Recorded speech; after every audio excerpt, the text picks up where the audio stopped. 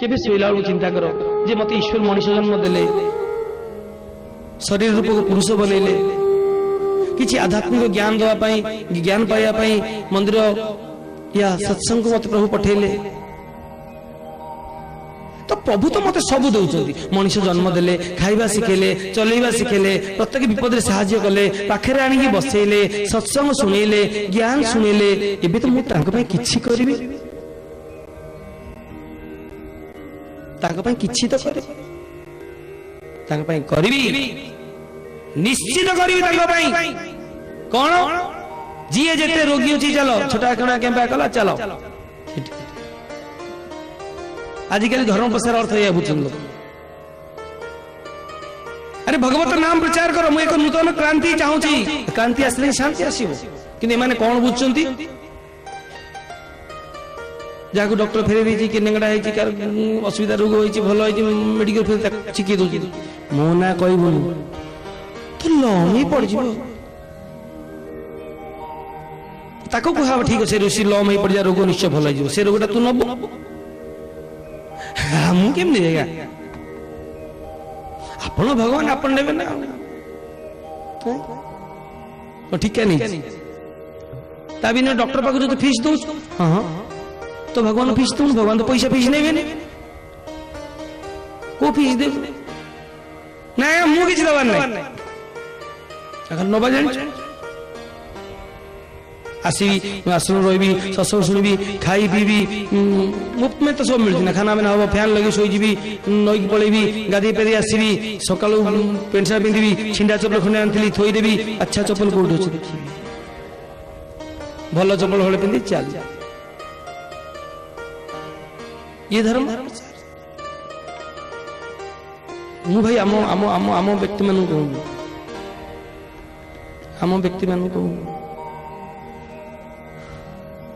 कारण पुनः कही जे त्रेता जुग रे भगवान श्री राम पाखु सुख शरण दी जन राक्षस माकड़ रूप पशि जाते हाँ ना भगवान श्री विष्णु अमृत देला बेलू एक राक्षस राहु सी देवता रूप नहीं पशि जाते तो पर जानला पर मुंड कटा है से भिन्न कथा त्रेता जुग विभीषण देखीदे तेणु भाई तमर भाई आ भितर किसी सुख सारण पलि आस नामावली पकई बस जाऊँच आउ कि पलि आउट टेप नहीं आसुँच प्रवचन शुणी दौरान बड़ बड़ नाम बोलेवा गुरु मान दे दौरान गुरुदेव शुणिले हाँ हाँ सार्थी कही आम बाणी की छुंक मारदे दे दौरान 7 दिन जाक मुझे खोजी खोजी मो देह भल राति दिन एक कहे ना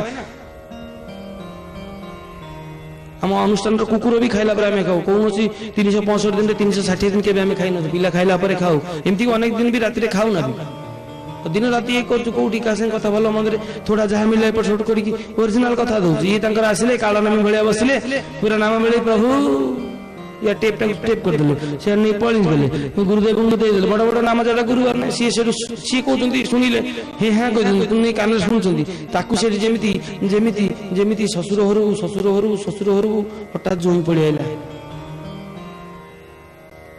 तो कर सब खाई पानी माने पखाड़ तो अन्नटा खाली तकारी फकारी भी खाली डालमा अच्छी सी कौन कर तो सांगे सांगे शाड़ी भारी चालाक थिला सांगे सांगे डालमा आलू काढ़ीदेला 2टा को चकुटी देला भर्ता करदेला 2टा को आलू मसला पकईकि आलूदम करदेला आ डालमा जो डालमा रखीगला तापर कौन कला आस आपण आसो मोर टे आखि फिड़कुला बापट मुझे आसो किए भाव हाथ 2-3 थर गिलास खसुला तो जोई बसिले जोई देले अन्न दे देले गला है नथला ठीक पखाळे नथला डालमा दे देले आलू दम दे देले भर्ता दे देले आचार भी टिके दे देले जोई भारी खुश एते आइटम खाउ किंतु कहया कथा भाई डालमा एक अर्थ मु जहा दोच भाई सही वेदर आनी मो 14 वर्ष किया नथला ये महात्मा मानकर ये वेदर बाणी भगवान को बाणी जहा आमे कोनु महात्मा जहा कोनु कार्बन कॉपी ये भगवान को बाणी आमे सही आमे जहाटा कहूचे सुष्ठु नियम तुम जहाँ कार्यकाल करछ सही जिनस सही डालमा मु कली ना आलुदम करदेली आलू भर्ता करदेली डालमा करदेली तुमको संतोष कर खाइबा देले तुम खुश होके जाओ କିନ୍ତୁ ଇଏ ମୁଡ଼ ଭାବୁନାହାନ୍ତି, ଭାବୁଛନ୍ତି ମୁଁ ବୋଧେ ଅଲଗା ଅଲଗା ଆଇଟମ୍ କରିଛି, ତେଣୁ ମୋ ପ୍ରବଚନ ନେଇଯାଉଛନ୍ତି। ହେଲେ କ'ଣ ହବ କ'ଣ ହବ କ'ଣ ହବ ମୁଁ କହି ପ୍ରଶ୍ନ କଲି। ସାର୍ କହିଲେ ପିଲାମାନେ ନା ହଁ ଶୁଣ, ଦିଲ୍ଲୀରେ କୁତୁବ ମିନାର ଅଛି। ତ ପିଲା ଟିକେ ଢୁଳେଇ ପଡୁଥିଲା, ପିଲାମାନେ ଦିଲ୍ଲୀରେ କୁତୁବ ମିନାର ଅଛି। ତ ଛୁଟି ହେଇଗଲା। ତାପରଦିନ ସମସ୍ତେ ଆସିଲେ, ପିଲା ଆସିଲେ। ସାର୍ ପଚାରିଲେ ପିଲା ପ୍ରଶ୍ନ କରିଥିଲି, ହଁ ହଁ ଦିଲ୍ଲୀରେ କ'ଣ ଅଛି? ଯୋଉ ପିଲା ଢୁଳଉଥିଲା ତାକୁ ପଚାର, ଦିଲ୍ଲୀରେ କ'ଣ ଅଛି? ପିଲା ଖାଲି ଶୁଣୁଛି କୁତ। ଦିଲ୍ଲୀରେ କ'ଣ ଅଛି? କହିଲା ଦିଲ୍ଲୀରେ କୁତା ବିମାର ଅଛି। ସାର୍ କହିଲେ କୁତ ମିନାର ଅଛି, ଏଇଲା କୁତ ବିମାର ଅଛି। ତେଣୁ ମାନ୍ୟବର, ଚାହେ ତମେ ସାରଥୀ ବାଣିକି ଚୋରି କରି ନିଅ, ହେଲେ କ'ଣ ହବ? ପ୍ରେଜେଣ୍ଟ ଯେତେବେଳେ କରିବ, ପ୍ରେଜେଣ୍ଟ ଯେତେବେଳେ କରିବ, ମୁଁ ସିନା ଆଳୁ ଡାଲମାରୁ ଆଳୁ ଆଣି ଛାଇଁ ଛାଇଁ କରି ଦେଇଦେଲି, ତମେ କଲାବେଳେ କ'ଣ ହବ? କୁତ ବିମାର ଅଛି କହିବ। ଯାହା ଫଳ ପ୍ରାଇଜ ଦେବା କଥା, ସାର୍ଟିଫିକେଟ ନମ୍ବର ଦେବା କଥା ମୁଁ ଜାଣି। ତେଣୁ ମାନ୍ୟବର, ଦୁସରା କଥା, କିଛି ଆସିଛନ୍ତି ପୁରା ତାଳି ମାରୁଛନ୍ତି ଭଜନ, ସିଏ କିନ୍ତୁ ଦେଖୁଛନ୍ତି କୋଉଠି ଆଇଲା ବେଳକୁ କାହା ଚପଲଟା କୋଉଠି ଥୁଆ ହେଇଛି। ଇଏ ପିଲା ମଧ୍ୟ ଏତେ ଚାଲାକ, ଭାବୁଛନ୍ତି କେହି ଦେଖି ନାହାନ୍ତି, ସାଇକେଲ ଷ୍ଟାଣ୍ଡରେ କିଏ ରଖିବ, କେତେ ବାଟ କିଏ ଯିବ, ଚାଲ 12 କରରେ ଖୁଞ୍ଚିଦବା। ସିଏ ତାଙ୍କର ସୁପର ମ୍ୟାନ, ସେ ଦୂରରୁ ଥାଇ ଦେଖିବେ, ଆଚ୍ଛା ତୋ ହାତ ଯେତେ ଲମ୍ବା ଅଛି ମୋ ଗୋଡ଼ ତାର ଡବଲ ଲମ୍ବା ଅଛି। ତୋ ହାତ ଯେତେ ଲମ୍ବା ଅଛି ମୋ ଗୋଡ଼ ସେତେ ତାର ନମ୍ବର। ସିଏ ହାତ ପୁରେଇବେନି, ଗୋଡ଼ ପୁରେଇ ଦେବେ, ନେଇ ଆସିଲେ। ତମେ ରାମଚନ୍ଦ୍ର ଏଇ ଜଙ୍ଗଲ ଯିବ, ସିଏ ଭରତ ଏଇ କଠଉ ନେଇ ଘରକୁ ପଳେଇବ। ତାକୁ ଜଗ। ତେଣୁ ମାନ୍ୟବର, ନିଜ ଜିନିଷ ନିଜ ପାଖରେ ରଖ, ଯେମିତି ସଦା ସର୍ବଦା ମୁଁ କହେ ନା ଯୁଗ ଯୁଗ ରହି ଆସିଛି। ଆରେ ଅମୃତ ଭଗବାନ ବିଷ୍ଣୁ ମୁହଁ ବୋଲି ଦେଲେ, ଆମେ କ'ଣ ୟାର? ଭଗବାନ ହନୁମାନଜୀ ମହାରାଜଙ୍କୁ କାଳନେମି ଠକି ଦେଇ ପାରିବା?